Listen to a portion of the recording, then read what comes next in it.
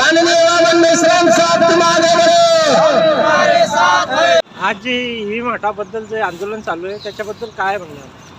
आज माननीय वामन मेश्राम सरांनी 16 जानेवारी 2024ला आवाहन केल्याप्रमाणे प्रत्येक जिल्ह्यामध्ये रॅलीच्या संदर्भातून त्या ठिकाणी जिल्हाधिकारी कार्यालयावरती जाऊन निवेदन देणे आणि जनजागृती करणे की ईव्हीएम व्हीव्हीपॅट हटाव आणि देश लोकशाही संविधान बचाव या माध्यमातून या रॅलीचं आयोजन या ठिकाणी आज 16 जानेवारी निमित्त केलेलं आहे।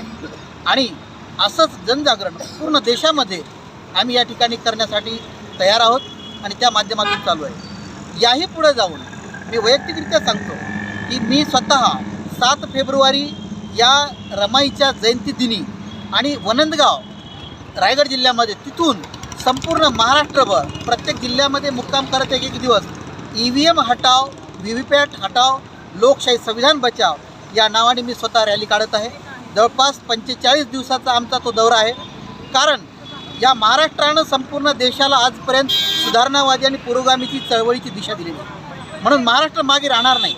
संपूर्ण 13 जिल्ह्यामध्ये आजपर्यंत या ईव्हीएमच्या विरोधामध्ये आंदोलन पेटलेलं आहे आणि महाराष्ट्रानं सुद्धा या ठिकाणी संपूर्ण आपले योगदान देऊन तन मन धन योगदान देऊन जागृतीची तयारी सुरुवात केलेली आहे। म्हणून या 45 दिवसाच्या दौऱ्यानिमित्त आम्ही पूर्ण महाराष्ट्रामध्ये ह्या ईव्हीएम व्हीव्हीपॅट हटाव संविधान बचाव या निमित्तानं हे आंदोलन करत आहोत।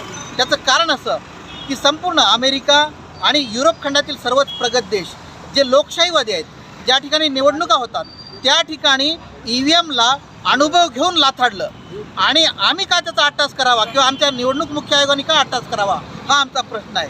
दुसरी गोष्ट अशी की सर्वोच्च न्यायालयाच्या बार कौन्सिलच्या असोसिएशनमध्ये जेव्हा निवडणुका प्रथम ईव्हीएमवर झाल्या त्यावेळेस वकिलांनी एक आक्षेप घेतला, ताबडतोब त्या ठिकाणी ईव्हीएम हटवलं आणि तेव्हापासून आजपर्यंत सुप्रीम कोर्टाच्या वकील संघाच्या बारच्या असोसिएशनच्या निवडणुका या बॅलेट पेपरवर होतात।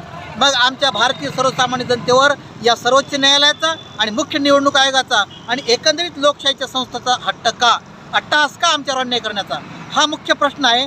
याच मुख्य प्रश्नाला धरून माननीय वामन मेश्राम सरांनी या देशामध्ये एक प्रकारे जागृतीच्या अग्नी भडकावत ठेवण्याचं काम केलेलं आहे। कारण डॉक्टर बाबासाहेब म्हणतात की जागृतीचा विस्तव हा भडकावत ठेवला पाहिजे आणि तेच काम वामन मेश्राम साहेबांनी केलेलं आहे। म्हणून आम्ही त्यांच्या पाठीमागे तन मन धन योगदान देऊन समर्पित होऊन या आंदोलनाला पाठिंबा देत आहोत।